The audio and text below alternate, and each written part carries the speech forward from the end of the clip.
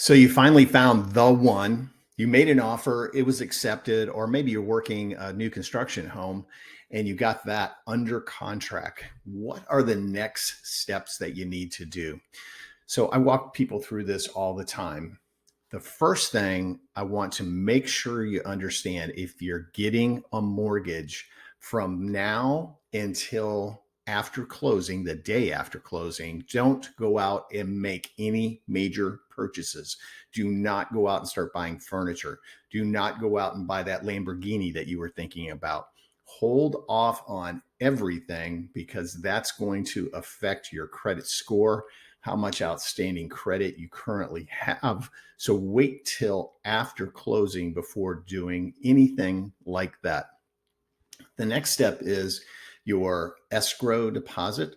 Now, if you're working with a builder, typically they're going to ask for 10 to 20% down, and then there'll be no more money due until closing.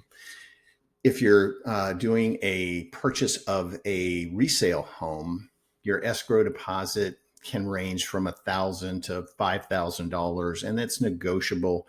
A lot of times, if you're paying cash, they'll ask for additional escrow money, and that's just all part of your down payment for your home.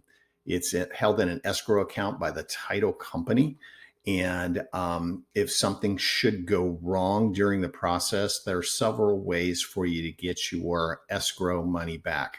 And oh, by the way, especially with new construction, you have the right to choose your own mortgage company and use your own title company. Now, the builders, this is February of 2023, the builders have gone back to offering incentives, especially if you're working with their mortgage company. What they're offering is a package. They might say, we'll offer you $25,000 worth of incentives.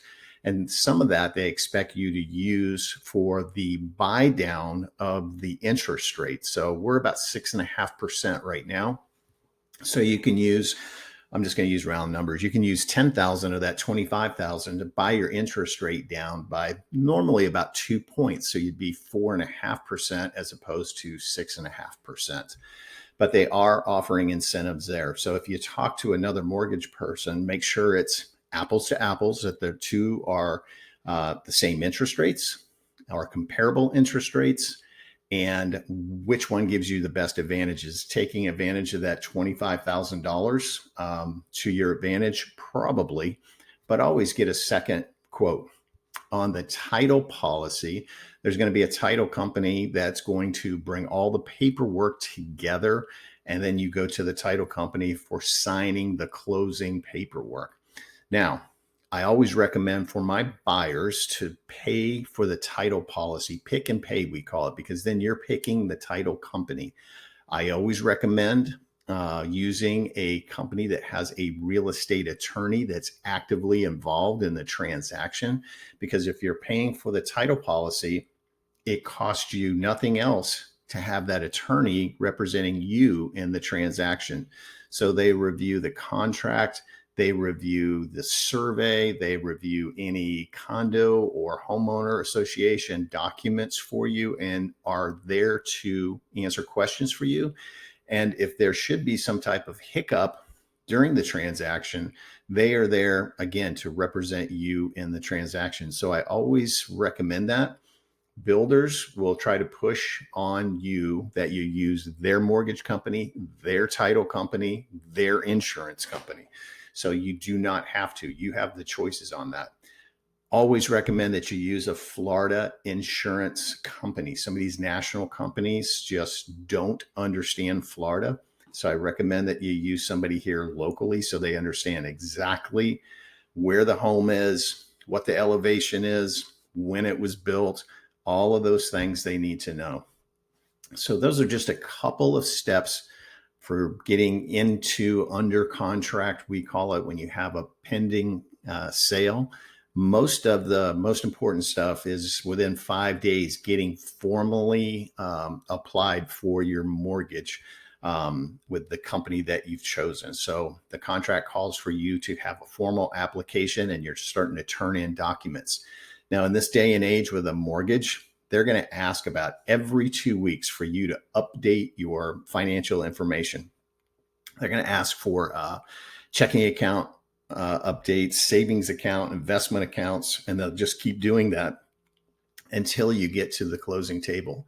Now, they should have you at a status of ready to close in 30 days. Now, typically, they'll get to that 30-day point, and it's either, yes, it's a go, or not looking so good. But they'll normally let you know before that point if it's not looking so good. They get to 30 days and they'll say, hey, we have a couple of more things to turn into the underwriter, and then we're going to have a clear to close. At that point, you're golden. You're ready to go. Now, I'm not an insurance person. I'm not a mortgage person. So I will connect you with people that are, and they can give you information about all this. I help you find the home in the area that you're looking for. That's what I do. And then everything else I leave to the specialist. So again, we're here to help you.